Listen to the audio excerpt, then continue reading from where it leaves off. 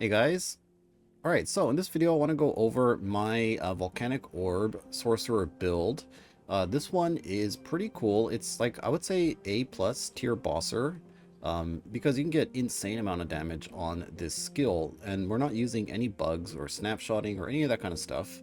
But this thing was able to kill Uberroth in my offline test with pretty good gear, like some double T7 items, but nothing like real crazy, right? Like, you know, a realistically obtainable gear, if you farm for it, was able to kill him in 2 minutes, right? And that's pretty insane for not using any kind of bugs or anything, especially on Sorcerer, which generally the Sorcerer kills are, or the Mage kills are like 4 minutes. You know, if you're using the snapshotting tech, you're at like 2 to 3 minutes. Maybe some are doing it a little bit faster, but still, like, not using any bugs and getting this amount of damage is pretty insane. Also, yeah, this build's been around for a while, right? I'm not like the very first one to make one of these. I believe the Curse has made one as well, a very cool fire version of the build, and Dread has also made one. He did one with a cold version as well, so that's pretty cool. And in this one, I didn't really want to use the Twisted Heart because I wanted to use the Shattered World Relic. I don't know, big fan of the Relic. I think all of my builds are probably going to have the Relic because it's just so amazing, right? Anyways, so we had to figure out a different way to get ward, and basically ended up using the Aragon's Refuge Staff, which basically this gives us 20% of our current mana gained as ward when we cast a fire skill. And we can get quite a lot of mana on Sorcerer. It's with good gear, it's very reasonable to have like over 2,000 mana. So you imagine we're getting quite a lot of ward from this staff. Ward generation is pretty good with this. I think the only downside is, I guess, you're locked into a fire skill. So anyways, this staff pretty cool. I really did end up liking this way of generating ward using our mana. Okay, so let's quickly go over some pros and cons of the build that you should know about before you actually try playing this. So the build has a couple of wonky interactions, you could say. The first one being Volcanic Orb itself.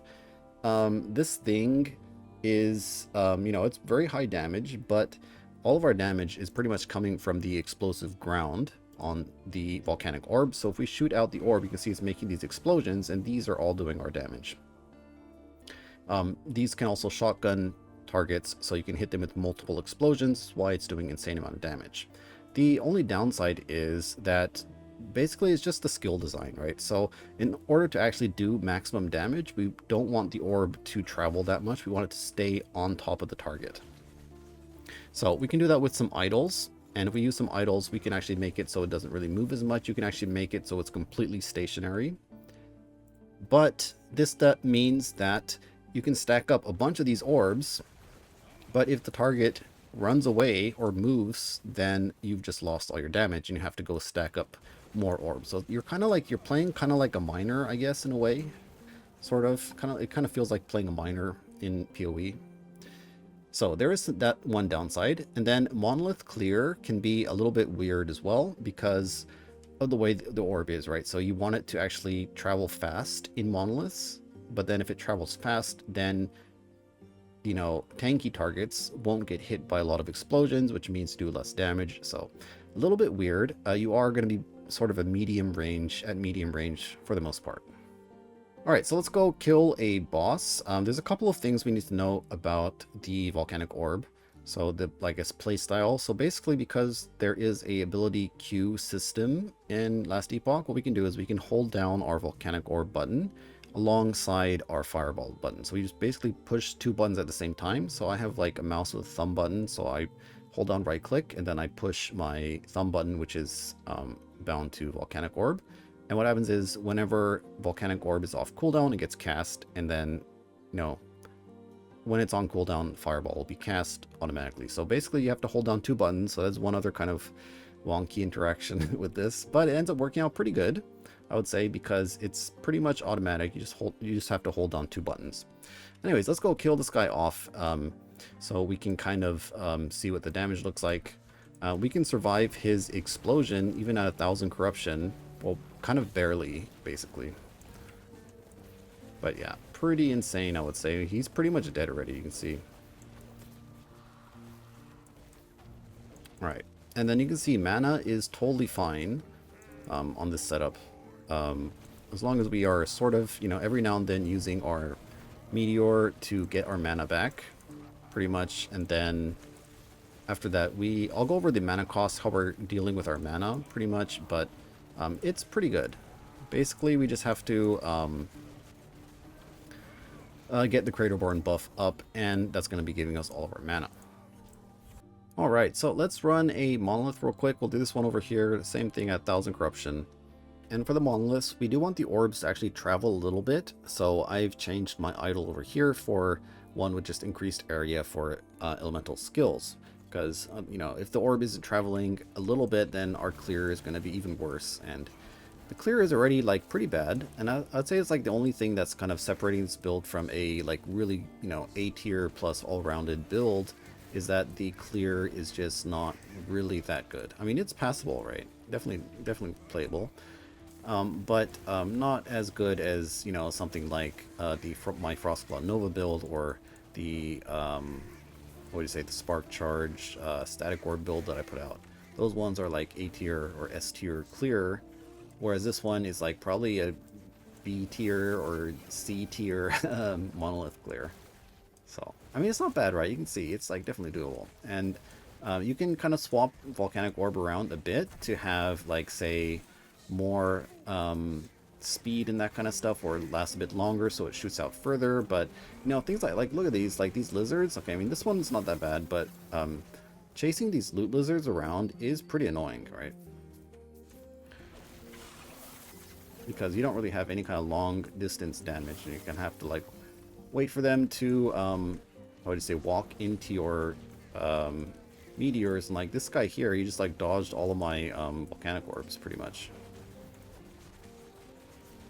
So there is a couple of annoying things like this, which is why it's like, yeah, I would say this build is good for bossing. Probably if you're not wanting to use any kind of snapshotting or bugs or anything like that, this is probably one of the highest DPS mage builds in the game right now, I'd say, because just amount of, how much damage you can put out on bosses like for Uberroth and that kind of stuff. Alright, so let's actually go and finish off the monolith real quick. Oh, that was the guy. Alright. So that's basically monolith clear, what it looks like.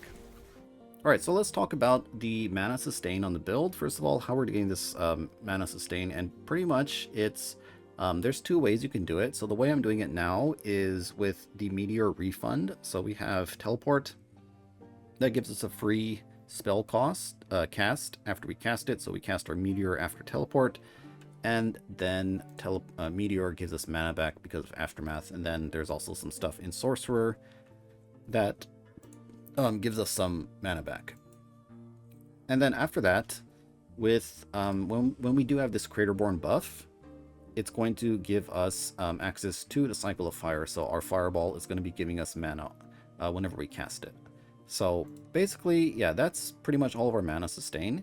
There is another mod on the helmet I was using before with the 35% chance to gain 20 mana when you cast Fireball. And if you have that, then you pretty much don't need to rely on the refund tech, basically. So in the offline test I did with Uberroth, I wasn't using the Meteor refund at all. I think for that fight, I'll go over that gear, why I didn't use it, but basically I just wanted to not have to teleport Meteor to get mana back. So that's one way you can do it, was with that Fireball mod. On a T7 mod, it should be fine.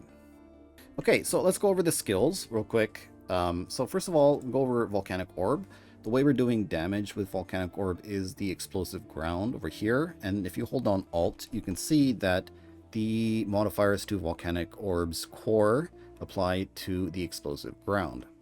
So basically we go around and pick up all of the more damage increases to the core, and there are quite a few of them on the tree. And then as for mana cost for Volcanic Orb, I found that 65-ish to around 80 is good. And what you can do is you can kind of play around with the mana cost. So if you're having mana issues, you can first of all increase the cooldown. So I have a lot of points in this cooldown reduction, but you could take some points out of here because the less often you cast it, the less mana you're going to be spending overall. So that's one way you can kind of improve your mana situation, and then after that, you can also obviously put more points into lava flows. Okay, so that is the tree over here. One thing to note is if you want the orb to go travel a lot further, then you remove these 2 points here, basically, and it'll shoot out. It'll last longer, so it'll travel further. But anyways, I like this setup. It gives quite a lot of damage because we get the increased explosive ground frequency, which does give you a lot more damage. Even though the orb doesn't last as long, the damage comes out faster, which ends up being more damage, I think.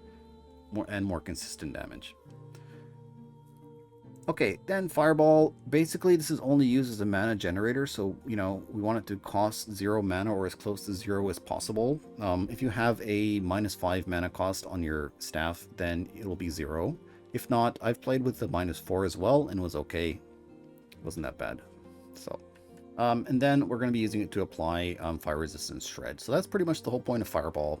You can swap it around. You can try going into the, you know, the shotgun node if you want. I did try this a bit, but I think we lose a lot of cast speed. You're going to be casting less, so that means less mana regen, and then also less ward, because every time we cast, we get ward. So you want as much cast speed as possible. Okay, and then Meteor and Teleport. This is, you know, the standard Meteor teleport tech, except this time we're also taking Cycle of Fire to give us access to the mana regen, basically. And then Flame Ward, we do get some extra points from the staff, so I just put some extra points here to get some more ward when we cast it. And actually, this is giving us quite a bit of ward. You can see almost like 2,000 ward when we cast our, what do you call it, our Flame Ward. So pretty insane. And then also, it is set up to give us a bit of damage, so if we actually get everything going... Alright, so you can see, well, if we cast everything, we got everything going, we have like 2.1 million tooltip on Volcanic Orb. Pretty insane. The one in the offline was even better. It was like 4 million tooltips, so kind of insane. Tooltips over here, and then, let's see, let's finish off the skills. Yeah, that's pretty much the skills, guys. Alright, so for the gear, let's talk about the idols first, and I don't think there's that many damage idols. I mean, there is like some idols with, you know, increased fire damage and this kind of stuff, or you can go for the crit multi idols and this kind of stuff, but I don't know, I think we have enough damage already. So, and that's kind of why I like this build, because we don't really need to spend that much of our gear slots on damage, right? So we can use all these idols that just give us mana pretty much, and then that allows us to, you know, get ward back with the staff. So pretty nice combo. All of our idols are going to be these mana idols, pretty much double mana. And then the small ones are health and mana. And then the big one here, you want one with mana and armor, and then increased area for elemental skills for monoliths. And then for bossing, you would want one with the reduced Volcanic Orb speed. You want at least to be 50%, I think, on this roll. And then Throne of Ambition, good for bossing, but for monoliths, I'd probably take this out, and you would run like two of these ones here. But like the more area you get, the more overlaps you get on your explosions. And then you would just use a bunch more small idols with mana and that kind of stuff. Okay, and then for the staff, so we're going to use Aragon's Refuge. So this one, pretty underused staff. I guess rightly so, because there isn't that many builds that can actually take advantage of the staff. But yeah, for the important rolls on the item, we want to make sure the current mana gained as ward roll is as high as possible. This goes from 10 to 20, so try to get a high roll here, like 18% plus. Keep in mind, you can re-roll staffs. So what I did, there wasn't that many on the market, so I just bought a whole bunch of legendary staffs, or you can just buy staffs, put them in the egg, and then wait for them. You know, eventually you'll get a few with the 2 modifiers, right? And you can just use the Gauntlet Strife and re-roll a 2 LP version until it has good stats. So that's pretty much what I did. And yeah, we want to prioritize cast speed over crit multi, even though it is, you know, nice to have crit multi. I have another staff with crit multi and then T5 cast speed, but not having a lot of cast speed means less ward per second pretty much. So I don't know, I think the cast speed did feel better to play, but crit multi is more damage. In the end, you want to have a double T7 anyways, so it doesn't really matter. But okay, helmet. This was like the hardest piece to get, because it's hard to find good bases, especially on exalted items. So we need the Arcane Visage because, first of all, cooldown recovery speed and increased mana. And then we want to get here, ideally you get the T7 mana. However, I'm trying to fit in red rings in the build, and in order to actually hit the 180 stat requirement, since we don't actually have that much stats in the build, it was pretty hard. So I had to go for the T7 intelligence, which is not really the end of the world. You can get more mana, which means more ward generation, but if you go for int, you get more ward retention. So they both kind of do the same thing, and this build has so much ward generation already that I think getting ward retention is a better idea at some point. So kind of have to balance it out a bit, but either one of those is fine. Or if you want to have just maximum mana recovery, then you go for the chance to gain mana with Fireball. Okay, amulets, we're going to go for the Orion's Eye because, well, there's 2 good amulets, or 3. So the first one's going to be I think, Orion's Eye. This is really nice for tankiness because, we take void damage as fire, and then we also have less fire damage taken. This also does do some nice things in the Uberroth fight because we have Flame Ward, which gives us gives us less elemental damage taken. This isn't hit damage. So, for example, the void beams and that kind of stuff, or the void puddles, if you pop your flame ward in them, you're going to be taking less damage from those, which normally wouldn't really happen, right? So that's one really nice thing about converting the fire damage to void. I mean, the void damage to fire. We also don't have to worry about void resistance, which is really nice because there isn't really much places to put it, right? You'd have to put it on the helmet, I guess. But anyways. So that's why I wanted to go with Orion's Eye. And some other good options is Nihilus. Nihilus also has increased mana on it. And then there's also the Strong Mind. That's like real budget version. And Strong Mind, you can probably easily find a 3 or 4 LP, so you can have quite a few more stats on there. Anyways, so that is the amulet. And then for the body armor, we want to get the Unstable Core. This one is on the perfect base, the Arcane Regalia, so we get the increased mana. And then we also do get quite a lot of mana on the body armor itself. This rolls up pretty high, like up to how much? 120. Pretty insane. And then we want to get Spell Crit and mana on the body armor. And then let's see what else. For the rings, if you don't have red rings, if you want to go for max DPS, the rings I use to kill Uber Aberoth were these Jorah's Star Dials. And pretty much what you want to do is you want to get so if you want more defense, what you do is you get int and then spell damage, or int and fire damage. And if you want to go for max damage, you go for spell damage, fire damage.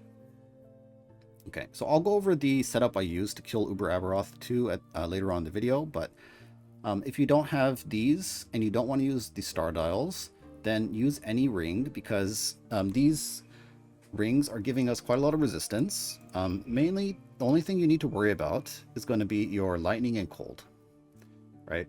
So get some rings, like exalted rings or even rare rings with cold and lightning res on the suffix, and then you get like int or spell damage or fire damage on the prefix, and those will work just as good.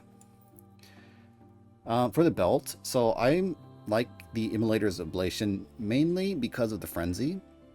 More cast speed means more ward generation and more mana regen, that kind of stuff. So that's why I'm using the belt, but definitely not mandatory. You can use any other kind of belt, I think would be fine as well. And here, basically you want to get CDR. I went for the T7 fire damage, but I would say actually just skip the fire damage and you go for the reduced damage taken from crits, because we don't have any of it on the build right now. And the places you would get it is like the helmet, the belt, and the boots. So I would say get on the helmet and get T7 on the belt, T5 on the helmet, and that will put you at 90% if you have good rolls. And then you can get the rest on your idols, right? So there's idols like this with reduced damage taken from crits, and this should be enough to get you all the way up to 100%. So I would suggest, yeah, just get it on the belt. The increased fire damage roll isn't super big, right? Especially if you're using stuff like the Jorah's Star Dials.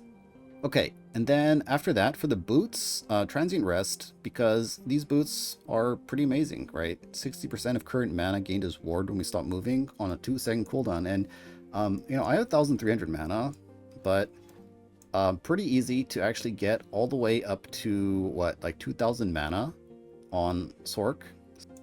it's going to be, you get tons of mana, and it synergizes pretty nicely. Like, so you'll be running around in monoliths, or you're dodging a boss ability, and when you stop to cast, all of a sudden you get this big boost of ward, right? So pretty insane. Okay, this also does fix your resistances pretty much, so very overall nice pair of boots. So the gloves, Mortal Vice, just because you really do need the defense, right? I guess if you don't have these, then you could probably do any other kind of gloves, I would say. Just don't use the Blood Mage gloves, because we actually spend so much mana that you'll end up probably killing yourself. I haven't tried it, but it sounds like it would kill yourself. It would kill you. Okay, and we do want to get Armor Shred here, because this is like the only good place to get Armor Shred, unless you're using the Strong Mind, then you can get it on the Amulet. But I think for the Amulet, you would probably want to get Crit Multi, Spell Crit, and then on the suffixes, you probably get Frailty and something else, because we don't even have Frailty in the build. And you could fit Frailty in with like an idol if you want, but anyways. It's easiest just to get it on the gloves, I would say. Then for the relic, we want to get +4 Volcanic Orb. Now, I would say like +4 Volcanic Orb is probably the best, because this is basically fixing our mana. And if you don't have +4, you're going to have mana issues. So, but maybe if you have the mana gain on hit mod here, might be okay with the refund tech, but overall, I think it's better just to get the +4 here, and then just pick up the mana recovery, and otherwise you would have to like take points out of the more damaged nodes, which is not going to be all that good. And yeah, for the relic, all you have to really care about is the crit chance, and then the increased effective frenzy if you're using the Immolator's Ablation Belt. That's pretty much it. So that is the gear. And we went over the idols, and we went over the gear. So let's take a look at the blessings real quick. We get crit multi, resistance, fire damage, armor. You can swap this out for resistance, so physical or cold. If you're having trouble with resistances, that's totally fine. And then we get mana. So that's the blessings. And let's quickly go over the skills. The mage tree looks like this on this setup. So on this setup, I decided not even to go for the crit here, because we already have so much damage that I think the build was lacking ward retention mainly. We have a lot of ward generation, we have a lot of damage, but not a lot of ward retention with the current gearing I'm doing. So going for a little bit more ward retention here. And then Rune Master is just some cast speed stuff, and then the Sphere of Protection, of course. And Sorcerer here, Lost Knowledge, giving us a lot of ward whenever we cast our Meteor or Volcanic Orb. And then we need Archmage for the mana refund. This is like a big part of our mana regen. Then the Wisdom node here, pretty cool, because we end up having quite a lot of mana regen, like 23 mana regen. So pretty nice. And then you notice in the Recollection node, I only have 2 points here. That's because we... Volcanic Orb cooldown is, right now mine's 0.5 seconds. You can get it down to 0.3 with really good gear with CDR. I didn't really notice that much of a difference, and I think 0.5 seconds to 0.4, 0.5 is a good point to get to.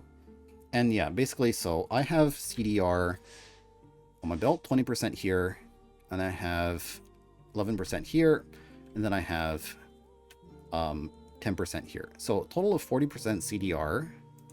I believe, can we see the stats somewhere? Yeah, over here.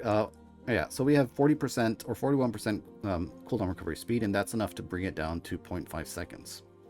So that's why I only have points there. And if I add more points, it's not going to change the cooldown for my Volcanic Orb. It'll still be 0.5, even if I put 5 points in here. So I just didn't bother adding any more points. The Spellslinger node, this is a little bit of flex node here. You can take these out and add them somewhere else if you want. But yeah, that's pretty much it, guys, for the character. Let's go and take a look at the setup I used to kill the Uberroth in the offline mode. Okay, so this is the build, and the main difference here is the build did use a lot of good items. Most of the items are double T7s, but this is like pretty reasonable if you're farming with the imprints. Like my main build I'm playing, the Lightning Blast Sorcerer, or the and I guess Frostclaw Sorcerer, because I play both builds. Basically all of my items now are double T7. I have a double T7 wand, a double T7 boots, double T7 rings, double T7 catalyst, and then just now I got my double T7 helmet. So this kind of gear is very very obtainable if you're actually farming for it. The 3LP Aragon's Refuge, maybe a little bit sus. It's 1 in 3,700. So, although I would say it's actually got the wrong penetration on there, but the penetration not that important because we do have 75% coming in from Craterborn. So, the main important thing here is the crit multi and cast speed. So that's pretty much all the changes. And the dual star dials, like we mentioned, if you want to go for more tanky setup, then you would go for int and spell damage or int and fire damage. And if you want to go max DPS, you go T7, T7 spell damage and fire damage. Okay, and that is the setup over here. The skills are the same. The passives did change a little bit. I went for more CDR to get it down to 0.4 seconds. And then we did go for the crit and that kind of stuff. But yeah, overall, pretty much the exact same setup, except it had a lot better gear and using the Jorah's star dials. Okay, and this is going to be the actual planner I'm going to put in the video. This is kind of the setup I would recommend for like general gameplay, because honestly, the Throne of Ambition, it's good, but I mean, let's be real. On average, in monoliths, you're going to get 2 to 3 to 5 stacks. Not that big of an impact, I would say. Do something like this. You can even get a stout idol with frailty, which is probably the play here. Instead of these idols, maybe I'll change that around at the end. Aside from that, the gear is pretty much the same. As I mentioned before, these ones do show T7s because that's kind of what you're going to want. But yeah, this is what the build will look like. With this kind of gear level, I would say with double T7s, this will be able to kill Uberroth totally fine. Maybe you don't even need double T7s everywhere, but a couple should be good. Probably the staff is the most important. Alright, but that's going to be it for the video, guys. Next one, I'm going to probably do the Spellblade one. Maybe I did make a, Frostbite Spellblade that killed T4 Aberoth in a decent amount of time. Maybe I'll cover that, I'm not sure. If you guys have any ideas of builds you want me to try, put it in the comments. Preferably it's on a Sorcerer or Mage or something, because right now, kind of focus on the Mage builds, but just don't say Fire Aura because you can't really do much with that, right? Alright, but that's going to be it for the video, guys. Thanks for watching, and I'll see you next time.